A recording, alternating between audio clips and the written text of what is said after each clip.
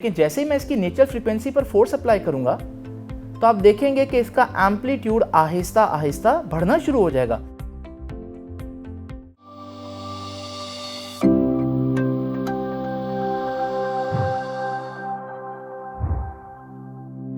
ये है मेटल की डिफरेंट लेंथ की स्ट्रिप्स जो कि वाइब्रेट भी कर सकती हैं, और ये है मेरे पास एक मैकेनिकल वाइब्रेटर जो डिफरेंट फ्रीक्वेंसीज पर वाइब्रेट कर सकता है।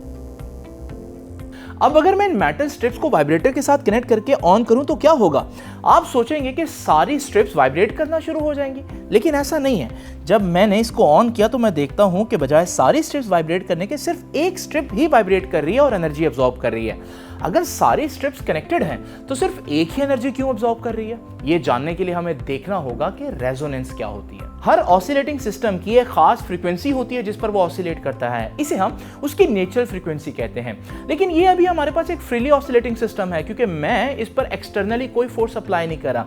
लेकिन अगर मैं एक एक्सटर्नल फोर्स कुछ इस तरह से अप्लाई करूं कि मेरे फोर्स अप्लाई करने की फ्रीक्वेंसी इसकी नेचुरल फ्रीक्वेंसी से मैच हो जाए, यानी आसान अल्फाज में हर दफा जब ये एक वाइब्रेशन कंप्लीट करके एक्सट्रीम पर पहुंचे तो मैं फोर्स अप्लाई कर दूं, फिर दोबारा एक्सट्रीम पर पहुंचे फिर फोर्स अप्लाई करूं, तो मेरे फोर्स अप्लाई करने की फ्रीक्वेंसी और इसकी नेचुरल फ्रीक्वेंसी बराबर रहेगी।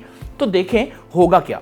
अभी इसका एम्पलीट्यूड बहुत कम है, लेकिन जैसे ही मैं इसकी नेचुरल फ्रीक्वेंसी पर फोर्स अप्लाई करूंगा तो आप देखेंगे कि इसका एम्पलीट्यूड आहिस्ता आहिस्ता बढ़ना शुरू हो जाएगा। दूसरे अल्फाज में मेरी दी हुई एनर्जी ये बहुत ज्यादा एब्जॉर्ब कर रहा है, और इसी प्रोसेस को हम रेजोनेंस कहते हैं। So resonance occurs when the frequency of the applied periodic force is equal to one of the natural frequencies of the oscillating system. Due to resonance, the amplitude of the system increases and the energy absorption is maximum. असल में इन सारी metal strips की अपनी अपनी natural frequency है जिन पर ये vibrate करती हैं, और ये जो लॉन्गेस्ट मेटल स्ट्रिप है इसकी नेचुरल फ्रीक्वेंसी वाइब्रेट करने की 60 हर्ट्ज है, और इस मैकेनिकल वाइब्रेटर के फोर्स अप्लाई करने की फ्रीक्वेंसी भी 60 हर्ट्ज है।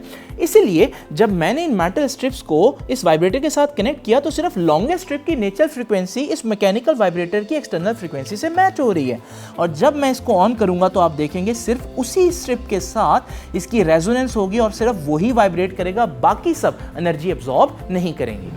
आप सोच रहे होंगे कि पहली दफा ऐसा देखा कि किसी सिस्टम के अंदर मौजूद कुछ कंपोनेंट्स एनर्जी अब्सॉर्ब नहीं कर रहे और रेजोनेंस की वजह से कुछ कंपोनेंट्स एनर्जी अब्सॉर्ब कर रहे हैं और वाइब्रेट कर रहे हैं, लेकिन ऐसा नहीं है। आपने ये पहले भी देखा है, और माइक्रोवेव ओवन के अंदर आपने नोट किया होगा कि मेटल की प्लेट एनर्जी अब्सॉर्ब करके उतना गर्म नहीं होती, लेकिन उसके अंदर मौजूद फूड या पानी एनर्जी अब्सॉर्ब करके बहुत ज्यादा गर्म हो जाता है। ये भी रेजोनेंस की वजह से ही है। माइक्रोवेव ओवन में मौजूद माइक्रोवेव्स की फ्रीक्वेंसी फैट और वाटर मॉलिक्यूल्स के वाइब्रेट करने की नेचुरल फ्रीक्वेंसी के बराबर रखी जाती है। यही वजह है कि फूड के साथ माइक्रोवेव रेजोनेंस करती है और फूड गर्म हो जाती है, जबकि मेटल प्लेट उस तरह से गर्म नहीं होती।